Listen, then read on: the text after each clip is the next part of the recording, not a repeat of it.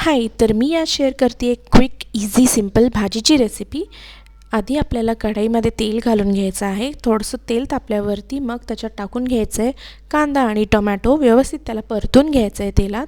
त्याच्यानंतर ना फ्लावरचे जे छोटे छोटे आपण पीसेस केलेले असतात, तुकडे केलेले असतात, ते सुद्धा या कांदा टोमॅटोबरोबर व्यवस्थित परतून घ्यायचे. जवळजवळ 2 ते 3 मिनटं हाय फ्लेमवरती आधी याला परतून घ्यायचं आहे. त्याच्यासोबत ना आपल्याला ह्याच्यात मीठ घालून घ्यायचं आहे, अगदी थोडंसं, कारण हे सगळं शिजून व्यवस्थित व्हावं म्हणून. त्याच्यानंतर ह्याला एक 2 ते 3 मिनटं झाकून ठेवायचं आहे लो फ्लेम करून. आणि लो फ्लेम करून झाकून ठेवल्यावरती हे लवकर शिजतं. आणि त्याच्यानंतर ह्याच्यात टाकून घ्यायचं आहे आपल्याला तिखट, हळद, चटणी म्हणजे आपला घरचा मसाला आणि चवीनुसार मीठ वापरायचं आहे. का तर आपण आधी पण भाजीत थोडंसं मीठ टाकलेलं असतं, सो थोडं कमीच टाकलं तर व्यवस्थित होऊन जाईल, म्हणजे टेस्ट बॅलन्स आउट होईल.